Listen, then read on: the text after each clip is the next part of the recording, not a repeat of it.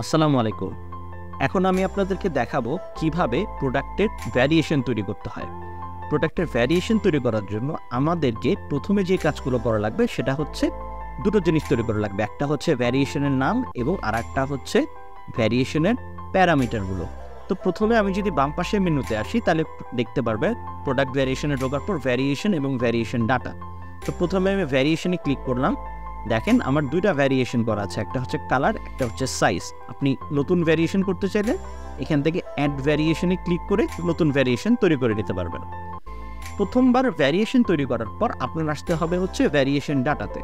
Variation ডাটাতে আসার পরে আপনি যেটা করবেন, যেই ভ্যারিয়েশনগুলো তৈরি করেছেন তার ডাটাগুলো এন্ট্রি দেবেন। অর্থাৎ কালার যে ভ্যারিয়েশন তৈরি করেছেন, কালার তো অনেক হয়, ব্ল্যাক, হোয়াইট, রেড, এই জিনিসগুলো আপনি এখানে এসে এন্ট্রি দেবেন। তো ভ্যারিয়েশনের ডাটা অ্যাড করার জন্য আপনার অ্যাড ভ্যারিয়েশন ডাটাতে ক্লিক করা লাগবে। কোন ভ্যারিয়েশনের আন্ডারে হচ্ছে সেটা সিলেক্ট করা লাগবে, নামটা সিলেক্ট করা লাগবে এবং স্ট্যাটাসে ক্লিক করা লাগবে। এই দুটো জিনিস তৈরি হওয়ার পরে আপনি যখন প্রোডাক্ট এডিট করতে যাবেন বা প্রোডাক্ট যখন নতুন তৈরি করবেন, তখন আপনি এইখানে এই অপশনগুলো পাবেন। এই দেখেন, এই প্রোডাক্ট ভ্যারিয়েশন আসার পরে সিলেক্ট ভ্যারিয়েশনের ডাটাটা পাবেন। সিলেক্ট ভ্যারিয়েশন আমি যদি কালার সিলেক্ট করি এবং এখানে যদি প্লাস বাটন প্রেস করি, আপনি দেখেন আমাদের এই প্রোডাক্ট মেইন প্রোডাক্টের সাথে তিনটা ভ্যারিয়েশন তৈরি করে ফেলছে। যেহেতু আমার তিনটা ভ্যারিয়েশন ডাটা ছিল, তো আমার একটা ব্ল্যাক, একটা রেড এবং একটা হোয়াইট।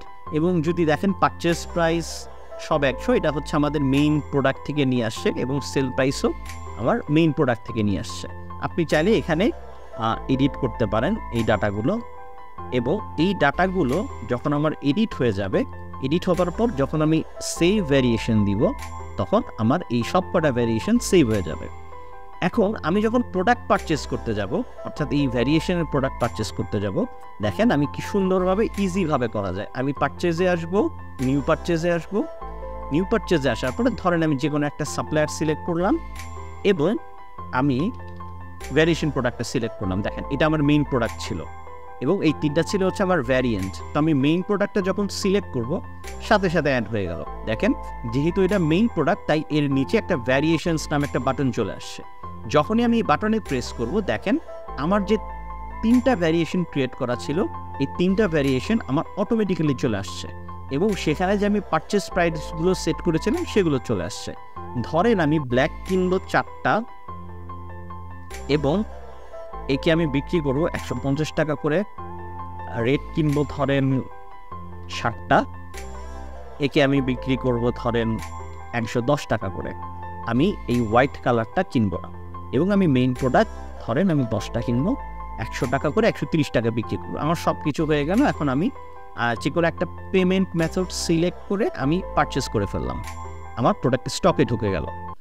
এখন যদি আমি সেল করতে আসি, সেল করতে আসার সময় আপনি যদি দেখেন, আমি যদি শুধু মেইন প্রোডাক্টটা সিলেক্ট করি, দেখেন এটা হচ্ছে আমাদের মেইন প্রোডাক্ট ছিল। আমি যখনই এটা সিলেক্ট করব, সেমভাবে আমার চলে আসছে এবং আমি যদি ভ্যারিয়েশনে ক্লিক করি, দেখেন আমার সব কটা ভ্যারিয়েশন এখানে চলে আসছে।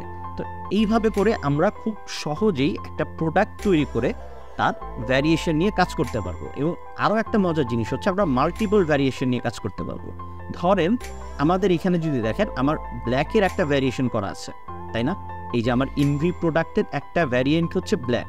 আমি যদি চাই এই ব্ল্যাকের মধ্যে সাইজ দিয়ে আরও কতগুলো প্রোডাক্ট তৈরি করতে পারবো। ধরেন আমি ব্ল্যাকের ভিতরে আমি সাইজ নিচ্ছি, সাইজ নেওয়ার পরে দেখেন আমার black 10 metre, black 20 metre add হয়ে গেছে।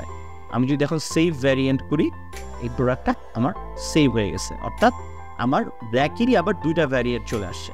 আমি আবার যদি সেমভাবে নিউ পারচেজে যাই, নিউ পারচেজে যাওয়ার পরে আমি যদি ইনভি প্রোডাক্ট সিলেক্ট করি, দেখেন মেইন প্রোডাক্ট আসছে। আমি যদি ভ্যারিয়েন্ট সিলেক্ট করি, দেখেন এই যে আমার ব্ল্যাক চলে আসছে এবং ব্ল্যাকের এখানেও দেখেন আর একটা ভ্যারিয়েশন চলে আসছে। এই রিজন হচ্ছে আমার ব্ল্যাকেরও কিন্তু দুইটা ভ্যারিয়েন্ট আছে, অর্থাৎ একটা 10 মিলিমিটারের আর একটা হচ্ছে 20 মিলিমিটারের। সো যখন আমি এই ভ্যারিয়েশন আবার ক্লিক করব, দেখেন এর কিন্তু দুইটা ভ্যারিয়েন্ট অ্যাড হয়ে গেছে। তো এইভাবে করে আমরা মাল্টি ডাইমেনশনাল ভ্যারিয়েন্ট তৈরি করে কাজ করতে পারবো। আশা করি প্রোডাক্ট ভ্যারিয়েশন প্লাগইনটা আপনাদের খুব কাজে আসবে। ধন্যবাদ সবাইকে।